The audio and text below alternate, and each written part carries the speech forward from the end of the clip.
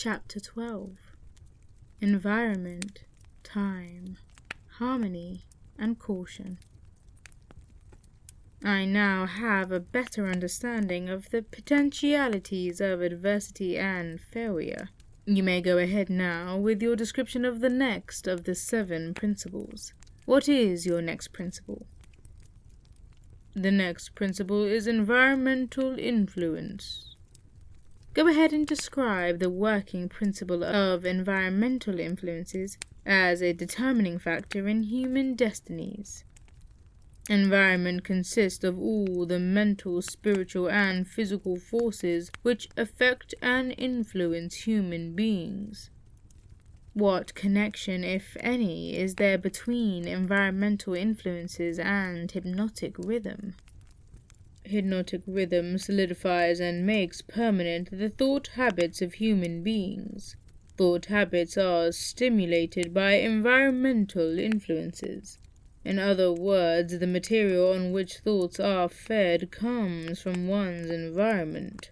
Thought habits are made permanent by hypnotic rhythm. What is the most important part of one's environment? The part which determines, more than all others, whether an individual makes positive or negative use of his mind.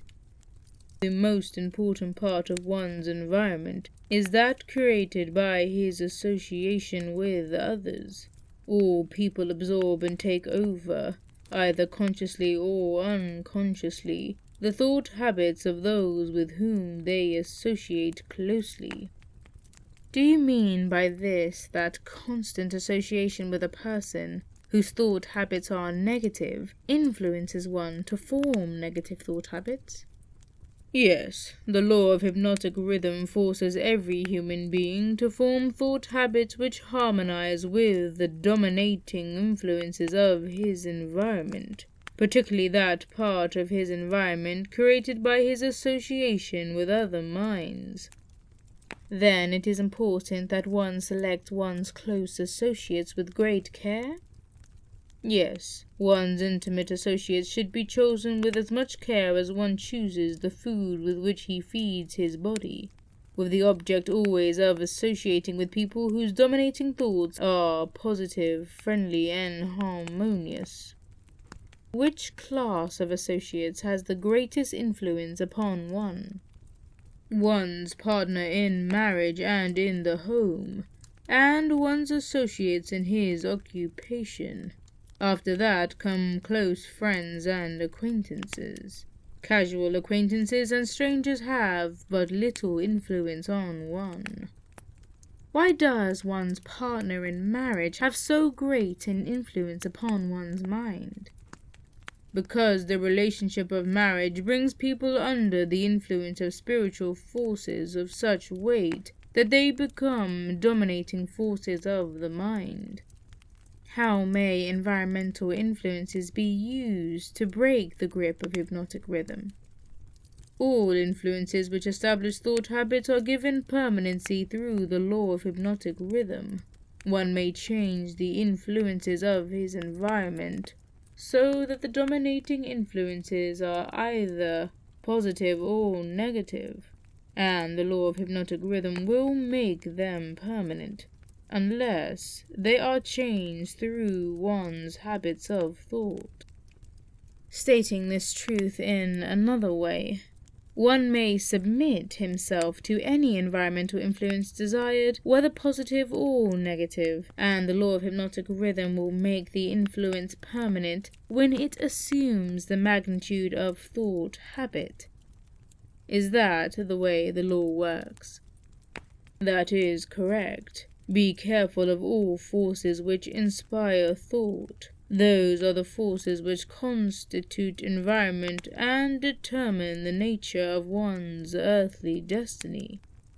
What class of people controls their environmental influences? The non-drifters. All who are victims of the habit of drifting forfeit their power to choose their own environment. They become the victims of every negative influence of their environment. Is there no way out for the drifter? Is there no method by which he may submit himself to the influence of a positive environment? Yes, there is a way out for drifters. They can stop drifting, take possession of their own minds, and choose an environment which inspires positive thought.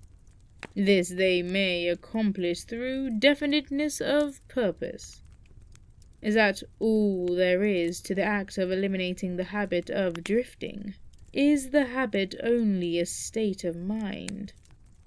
Drifting is nothing but a negative state of mind, a state of mind conspicuous by its emptiness of purpose. What effective procedure may one follow in establishing an environment most helpful in developing and maintaining positive thought habits? The most effective of all environments is that which may be created by a friendly alliance of a group of people who will obligate themselves to assist one another in achieving the object of some definite purpose. This sort of alliance is known as a mastermind. Through its operation one may associate himself with carefully chosen individuals, each of whom brings to the alliance some knowledge, experience, education, plan, or idea suited to his needs in carrying out the object of his definite purpose. The most successful leaders in all walks of life avail themselves of this sort of made-to-order environmental influence. Outstanding achievement is impossible without the friendly cooperation of others. Stating the truth in another way, successful people must control their environment, thereby ensuring themselves against the influence of a negative environment. What of those people whose duty to relatives makes it impossible for them to avoid the influence of a negative environment? No human being owes another any degree of duty which robs him of his privilege of building his thought habits in a positive environment. On the other hand, every human being is duty-bound to himself to remove from his environment every influence which even remotely tends to develop negative thought habits. Isn't this a cold-blooded philosophy? Only the strong survive. No one can be strong without removing himself from all influence which develop negative thought habits. Negative thought habits result in the loss of the privilege of self-determination, no matter what or who may cause those habits. Positive thought habits may be controlled by the individual and made to serve his aims and purposes. Negative thought habits control the individual and deprive him of the privilege of self-determination. I deduce from all you have said that those who control the environmental influences out of which their thought habits are built are masters of their earthly destinies, and that all others are mastered by earthly destinies. Is that stating the matter correctly? Perfectly stated. What establishes one's thought habits? All habits are established because of inherent or acquired desires or motives. That is, habits are begun as the result of some form of definite desire. What takes place in the physical brain while one is forming thought habits? Desires are organized impulses of energy called thoughts. Desires that are mixed up with emotional feeling magnetize the brain cells in which they are stored, and prepare those cells to be taken over and directed by the law of hypnotic rhythm. When any thought appears in the brain or is created there, and is mixed with keen emotional feeling of desire, the law of hypnotic rhythm begins at once to translate it into its physical counterpart. Dominating thoughts which are acted upon first by the law of hypnotic rhythm are those with which are mixed the strongest desires and the most intense feelings. Thought habits are established by the repetition of the same thoughts. What are the most impelling basic motives or desires which inspire thought action? The 10 most common motives, those which inspire most of one's thought action, are these: the desire for self-expression and love, the desire for physical food, the desire for spiritual, mental, and physical self-expression, the desire for perpetuation of life after death, the desire for power over others, the desire for material wealth, the desire for knowledge, the desire to imitate others, the desire to excel others. These 7 basic fears. These are all dominating motives which inspire the majority of all human endeavors. What about the negative desires such as greed, envy, avarice, jealousy, anger? Are these not expressed more often than any of the positive desires? All negative desires are nothing but frustrations of positive desires. They are inspired by some form of defeat, failure, or neglect by human beings to adapt themselves to nature's laws in a positive way. There's a new slant on the subject of negative thought. If I correctly understand what you have said, all negative thoughts are inspired by one's neglect or failure to adapt one's self harmoniously to nature's laws. Is that correct?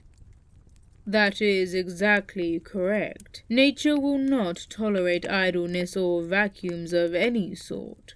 All space must be and is filled with something.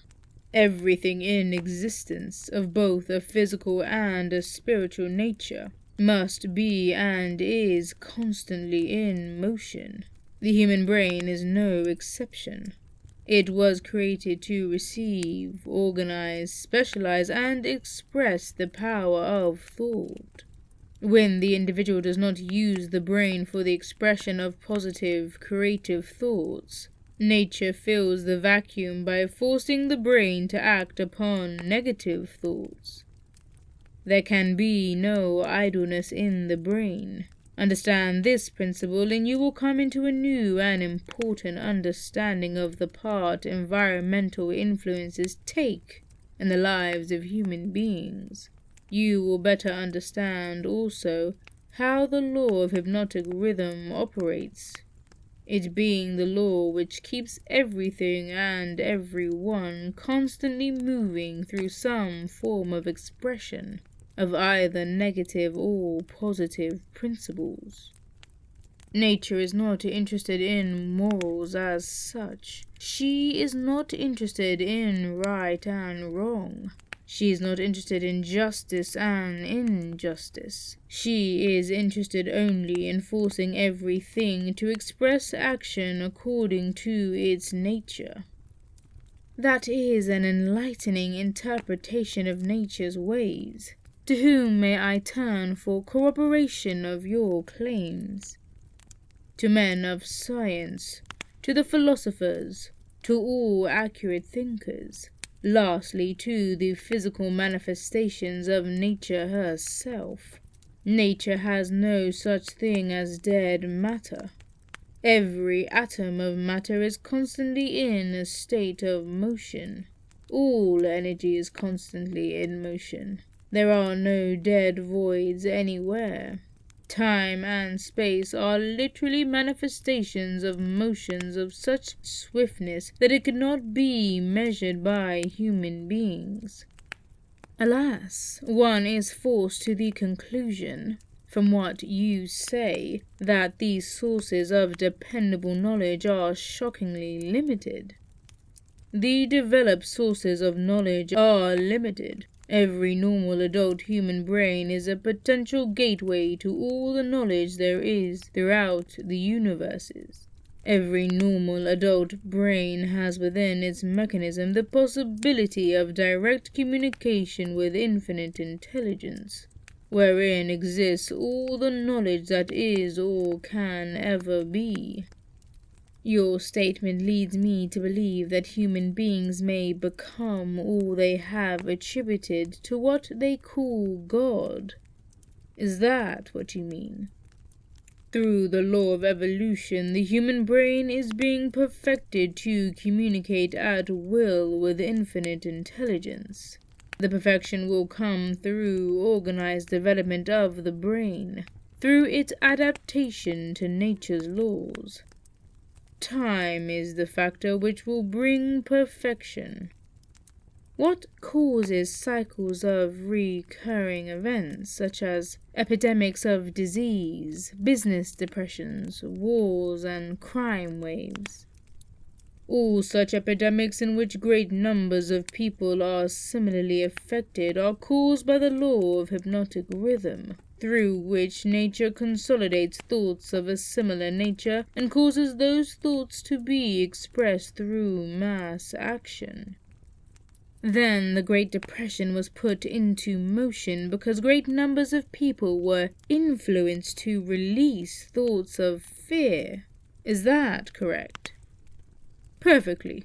Millions of people were endeavoring to get something for nothing through stock gambling. When they suddenly discovered they had gotten nothing for something, they became frightened, rushed to their banks to draw out their balances, and the panic was on. Through mass thought of millions of minds, all thinking in terms of fear of poverty, the depression was prolonged over a period of years. From what you say, I deduce that nature consolidates the dominating thoughts of people and expresses these thoughts through some form of mass action, such as business depressions, business booms, and so on. Is that correct? You have the right idea. Let us now take up the next of the 7 principles. Go ahead and describe it. The next principle is time, the 4th dimension. What relationship is there between time and the operation of the law of hypnotic rhythm? Time is the law of hypnotic rhythm. The lapse of time required to give permanency to thought habits depends upon the object and the nature of the thoughts. But I understood you to say that the only enduring thing in nature is change. If that is true, then time is constantly changing, rearranging and recombining all things, including one's thought habits.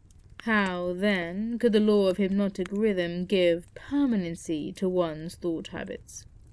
Time divides all thought habits into 2 classes, negative thoughts and positive thoughts. One's individual thoughts are of course constantly changing and being recombined to suit the individual's desires. But thoughts do not change from negative to positive or vice versa, except through voluntary effort on the part of the individual. Time penalizes the individual for all negative thoughts and rewards him for all positive thoughts, according to the nature and purpose of the thoughts. If one's dominating thoughts are negative, time penalizes the individual by building in his mind the habit of negative thinking, and then proceeds to solidify this habit into permanency every second of its existence. Positive thoughts are likewise woven by time into permanent habits. The term permanency, of course, refers to the natural life of the individual. In the strict sense of the term, nothing is permanent. Time converts thought habits into what might be called permanency during the life of the individual. Now I have a better understanding of how time works. What other characteristics has time in connection with the earthly destiny of human beings?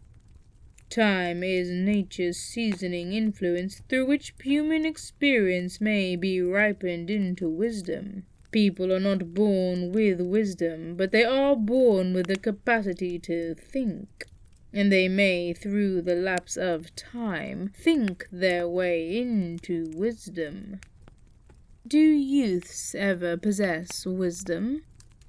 only in very elementary matters. Wisdom comes only through the lapse of time. It cannot be inherited, and it cannot be imparted from one person to another, except through the lapse of time.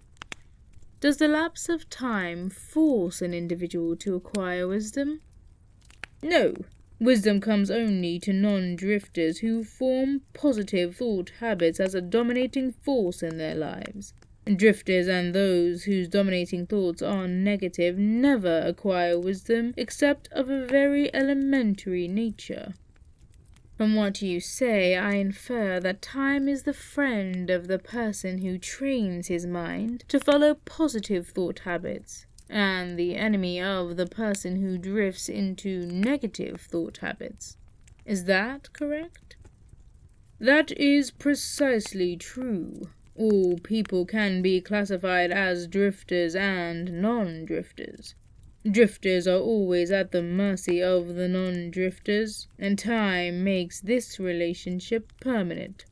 Do you mean that if I drift along through life, without definite aim or purpose, the non-drifter may become my master, and time only serves to give the non-drifter a stronger and more permanent grip upon me? That is stating the truth exactly. What is wisdom? Wisdom is the ability to relate yourself to nature's laws so as to make them serve you, and the ability to relate yourself to other people as to gain their harmonious, willing cooperation in helping you to make life yield whatever you demand of it. Then accumulated knowledge is not wisdom. Great heavens, no!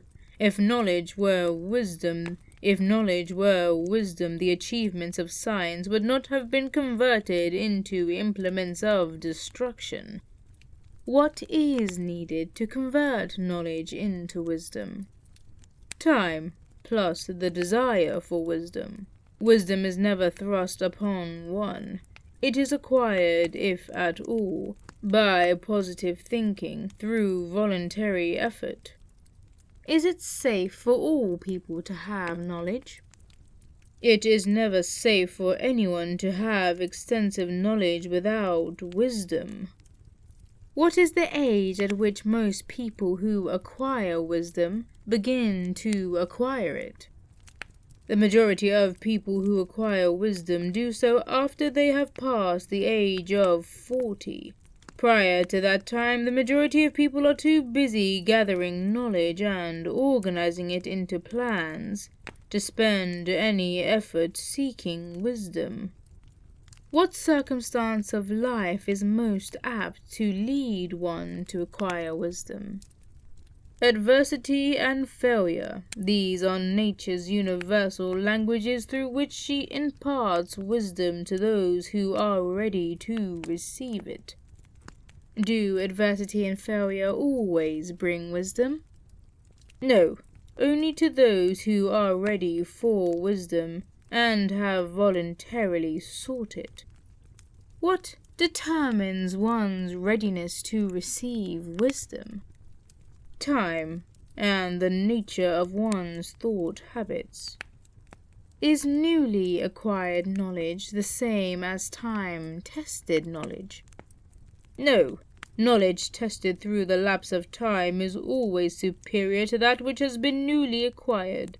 Time gives to knowledge definiteness in both quality and quantity, and dependability. One never can be sure of knowledge that has not been tested.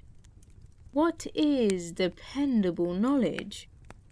It is knowledge which harmonizes with natural law, which means that it is based upon positive thought. Does time modify and alter the values of knowledge? Yes, time modifies and alters all values. That which is accurate knowledge today may become null and void tomorrow because of time's rearrangement of facts and values. Time modifies all human relationships for better or for worse, depending on the policy through which people relate themselves to one another. In the realm of thought, there is a time when it is proper to sow the seeds of thought, and there is a proper time to reap the harvest of those thoughts, the same as there is a time to sow and a time to reap from the soil of the earth.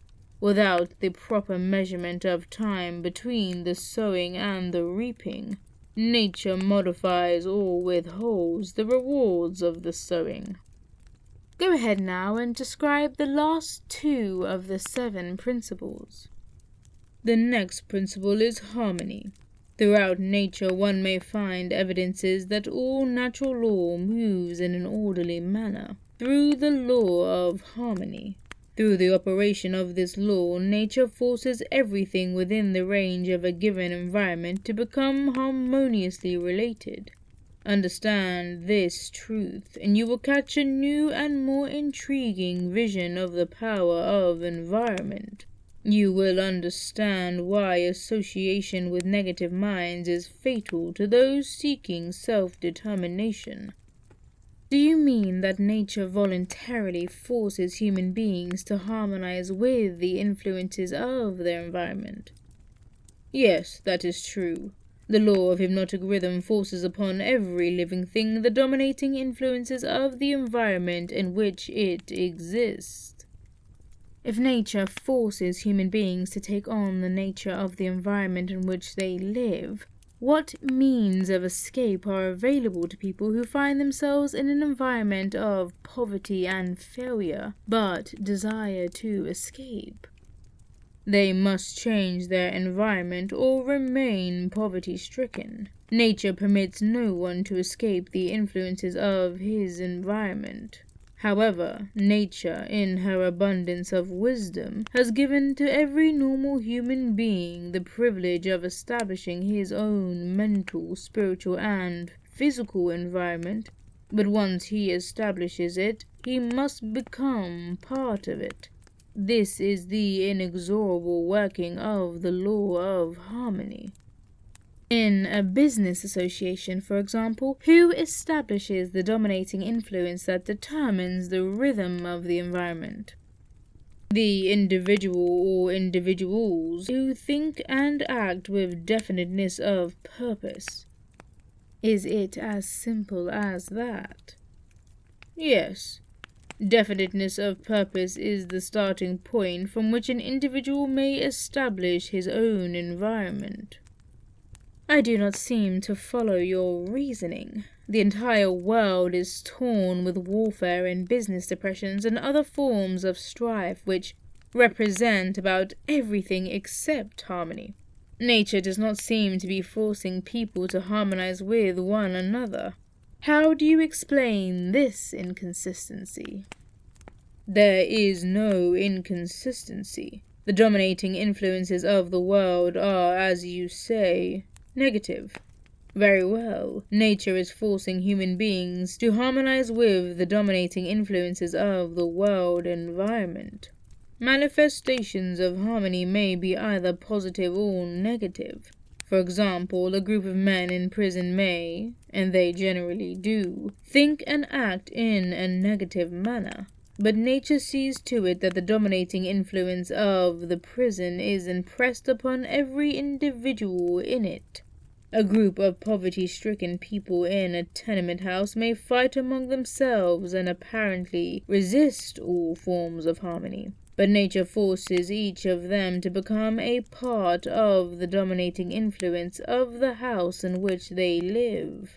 Harmony, in the sense it is here used, means that nature relates everything throughout the universes to every other thing of a similar nature. Negative influences are forced into association with one another, no matter where they may be. Positive influences are just as definitely forced into association with one another. I am beginning to see why successful business leaders are so careful in the choice of their business associates. Men who succeed in any calling usually establish their own environment by surrounding themselves with people who think and act in terms of success. Is that the idea? That is the idea exactly. Observe with profit that the one thing all successful men insist upon is harmony among their business associates. Another trait of successful people is that they move with definiteness of purpose and insist upon their associates doing the same. Understand these truths and you understand the major difference between a Henry Ford and a day laborer. Now tell me about the last of the 7 principles. The last principle is caution. Next to the habit of drifting, the most dangerous human trait is the lack of caution. People drift into all sorts of hazardous circumstances because they do not exercise caution by planning the moves they make. The drifter always moves without exercising caution. He acts first and thinks later, if at all. He does not choose his friends. He drifts along and allows people to attach themselves to him on their own terms. He does not choose an occupation. He drifts through school and is glad to get the first job that will give him food and clothing. He invites people to cheat him at trade by neglecting to inform himself of the rules of trade. He invites illness by neglecting to inform himself of the rules of sound health. He invites poverty by neglecting to protect himself against the environmental influences of the poverty-stricken. He invites failure at every step he takes by neglecting to exercise the caution to observe what causes people to fail. He invites fear in all its forms by his lack of caution in examining the causes of fear. He fails in marriage because he neglects to use caution in his choice of mate, and he uses still less caution in his methods of relating himself to her after marriage.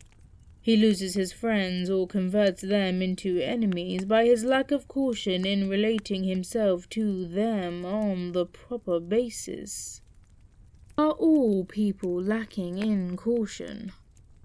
No, only those who have acquired the habit of drifting. The non-drifter always uses caution. He carefully thinks his plans through before he begins them. He makes allowances for the human frailties of his associates and plans ahead to bridge them. If he sends a messenger on an important mission, he sends someone else to make sure the messenger does not neglect his mission. Then he checks on both of them to be sure his wishes have been fulfilled. He takes nothing for granted where caution provides a way to ensure his success. Isn't over-caution as detrimental as lack of caution? There is no such thing as over-caution. What you call over-caution is an expression of fear. Fear and caution are 2 entirely different things. Don't people mistake fear for over-caution? Yes, that does sometimes happen, but the majority of people create for themselves far more disastrous hazards by total lack of the habit of caution than by over-caution. In what way may caution be used most advantageously? In the selection of one's associates and in one's method of relating oneself to associates. The reason for this is obvious. One's associates constitute the most important part of one's environment, and environmental influences determine whether one forms the habit of drifting or becomes a non-drifter. The person who exercises due caution in the choice of associates never allows himself to be closely associated with any person who does not bring to him, through the association, some definite mental, spiritual, or economic benefit. Isn't that method of choosing associates selfish? It is sensible and leads to self-determination. It is the desire of every normal person to find material success and happiness. Nothing contributes more to one's success and happiness than carefully chosen associates. Caution in the selection of associates becomes, therefore, the duty of every person who wishes to become happy and successful. The drifter allows his closest associates to attach themselves to him on their own terms. The non-drifter carefully selects his associates and allows no one to become closely associated with him unless that person contributes some form of helpful influence or bestows some definite benefit. It never occurred to me that caution in the selection of friends had so definite a bearing on one's success or failure. Do all successful people exercise caution in the selection of all their associates, whether in business, social, or professional relationships? Without the exercise of caution in the choice of all associates, no one may be certain of success in any calling. On the other hand, lack of exercise of caution brings almost certain defeat in whatever one undertakes.